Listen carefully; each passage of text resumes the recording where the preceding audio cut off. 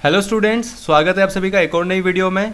आज की इस वीडियो में हम सॉल्व करने वाले हैं सामाजिक विज्ञान की असेसमेंट वर्कशीट नंबर 5 यानी कि आंकलन कार्यपत्रक 5 जो कि क्लास 9th की वर्कशीट है। और जो वर्कशीट है वो है 15 सितंबर 2021 की। वर्कशीट 10 नंबर की है क्योंकि सारे के सारे जो क्वेश्चन है वो MCQ हैं और हर एक क्वेश्चन 1 नंबर का है, इसलिए ये जो वर्कशीट आपकी बनती है वो बनती है 10 नंबर की। ठीक है, तो चलिए शुरू करते हैं। जो पहला क्वेश्चन है वो यहाँ पे दे रखा है कि उत्पादन की पहली आवश्यकता क्या है। सो उत्पादन की पहली आवश्यकता होती है भूमि, ज़मीन। ठीक है, सो ऑप्शन जो बी है वो बिल्कुल सही है, आपको बी पे टिक करना है।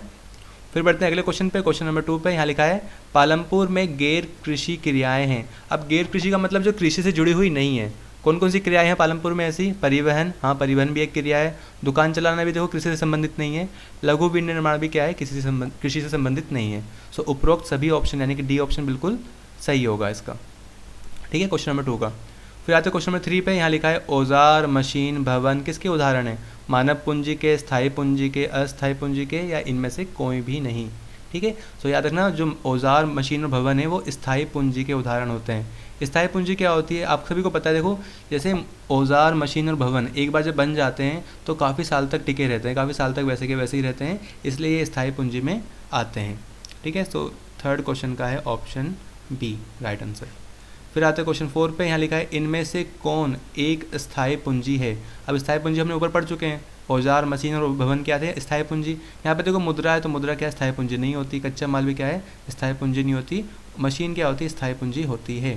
सो यानी कि सी ऑप्शन बिल्कुल सही है इसका क्वेश्चन नंबर 4 का। फिर आते हैं क्वेश्चन नंबर 5 की तरफ। यहाँ लिखा है निम्नलिखित में से कौन सा एक आधुनिक खेती का प्रभाव नहीं है। यानी आधुनिक खेती में इनमें से क्या चीज़ें नहीं होती। मतलब पहला है मिट्टी की उर्वरता में कमी। आधुनिक खेती में क्या मिट्टी की उर्वरता में कमी नहीं आती? देखो आधुनिक खेती के अंदर। और अगला क्या है? वनों की कटाई, उसको भी रीड कर लेते हैं। क्या वनों की कटाई नहीं होती? भौम जल का स्तर में कमी नहीं आती या उत्पादन में कमी नहीं होती? इनमें से क्या क्या ऐसा कौन सा कारण है, कौन सा प्रभाव क्या है जो कि आधुनिक खेती से नहीं जुड़ा हुआ? ठीक है, सो इसका जो राइट आंसर है वो है ऑप्शन डी यानी कि उत्पादन में कमी।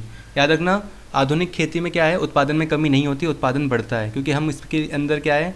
फर्टिलाइज़र का यूज़ करते हैं, तो इससे क्या होती है? मिट्टी ख़राब हो जाती है। पर फर्टिलाइज़र और खाद का उपयोग करने के बाद जो उत्पादन है वो बढ़ जाता है। इसके अलावा आधुनिक खेती के अंदर हम मशीनों का भी उपयोग करते हैं जिससे उत्पादन बढ़ता है। सो उत्पादन में कमी नहीं होती, याद रखना। सो 5वें का होगा ऑप्शन डी। फिर दे रखा है क्वेश्चन नंबर 6। यहाँ पर लिखा है उत्पादन का प्रायोजन या उद्देश्य क्या है। उत्पादन हम क्यों करते हैं? वस्तुएं उपलब्ध कराने के लिए, हाँ ये ऑप्शन हो सकता है। सेवाएं उपलब्ध कराने के लिए, बिल्कुल। और यहाँ पर 3 में देखा है ऐसी वस्तुएं और सेवाएं उत्पादित करना जिनकी हमें आवश्यकता है। तो यानी कि ये ऑप्शन बिल्कुल सही है, option C. So question number 6 का ऑप्शन सी होगा। फिर आते हैं अगले क्वेश्चन पे। क्वेश्चन नंबर 7 पे। यहाँ लिखा है एक साल में किसी भूमि पर एक से ज़्यादा फसल उगाने की विधि को क्या कहते हैं? तो वह कहलाती है बहुविध फसल प्रणाली। ठीक है, यानी एक ही साल में एक ही भूमि पर अलग अलग फसल उगाते हैं, मतलब एक से ज़्यादा फसल उगाते हैं, तो उसको बोलते हैं बहुविध फसल प्रणाली। क्वेश्चन नंबर 8 पे आते हैं। यहाँ लिखा है पालमपुर गांव में किसान अपनी बचत का प्रयोग किन कार्यों में करते हैं। हमने पढ़ा था कि पालमपुर गांव के अंदर क्या होता है, जो किसान के पास जो बचत होती है, जो पैसा बचता है अपनी फसल को बेचने के बाद, उस पैसों का यूज़ या तो वो अगली फसल के लिए बचा के रख लेते हैं, या तो उस पैसों को उसका से वो मतलब अपनी दुकान नई दुकान बना लेते हैं, नया घर बना लेते हैं, कई चीज़ों, या फिर ट्रैक्टर खरीद लिया या मशीन खरीदने के लिए कर सकते हैं।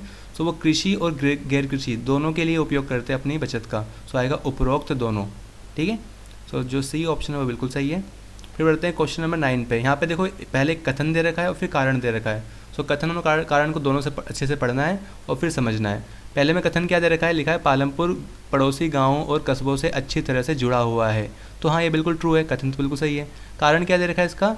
इस गांव में विभिन्न जातियों के लगभग 450 परिवार हैं। तो ये भी सही बात है कि इस गांव में 450 परिवार है। पर क्या कारण कथन की सही व्याख्या कर पा रहा है? नहीं, ऐसा नहीं है। देखो पालमपुर गांव पड़ोसी गांव से जुड़ा हुआ है क्यों? क्योंकि देखो जो पास का एक बड़ा गाँव है रायगंज, वहाँ से क्या होता है, वहाँ से इनका व्यापार चलता रहता है। तो इसका रीज़न वो होना चाहिए था, पर यहाँ पे रीज़न ये दे रखा है कि यहाँ पर लगभग 450 परिवार है, तो ये रीज़न नहीं है इसका सही। तो इसमें आएगा ए और आर दोनों सही है, लेकिन जो कारण है वो कथन की सही व्याख्या नहीं है। ठीक है, सो ऑप्शन बी बिल्कुल सही होगा इसका क्वेश्चन नंबर 9 का।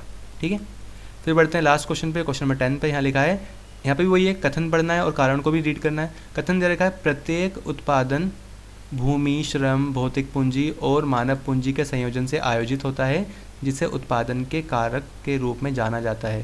तो ये बिल्कुल सही बात है, बिल्कुल ट्रू है ये। कारण पढ़ लेते हैं। कच्चा माल और हाथ में पैसा कार्यशील पूंजी कहलाता है। तो ये भी ट्रू है, पर देखो ये सही व्याख्या नहीं कर पा रहा है इसकी, ठीक है। सो यानी कि इसमें अभिकथन और कारण दोनों सही है, पर जो कारण है वो कथन की सही व्याख्या नहीं कर रहा है, तो इसमें भी ऑप्शन बी ही आएगा, ठीक है। तो इस तरीके से आपकी जो असेसमेंट वर्कशीट 5 है वो कंप्लीट होती है। आई होप आपको सारी चीज़ें समझ में आ चुकी होगी। फिर भी कोई डाउट रह जाता है तो आप कमेंट करके पूछ सकते हैं। और अगर वीडियो पसंद आई तो वीडियो को लाइक करना और ज़्यादा से ज़्यादा शेयर करना, और ऐसे ही सारी वर्कशीट के सोल्यूशन टाइम से पाने के लिए चैनल को सब्सक्राइब भी कर लेना। मिलते हैं अगली वीडियो में, तब तक के लिए stay safe and keep learning.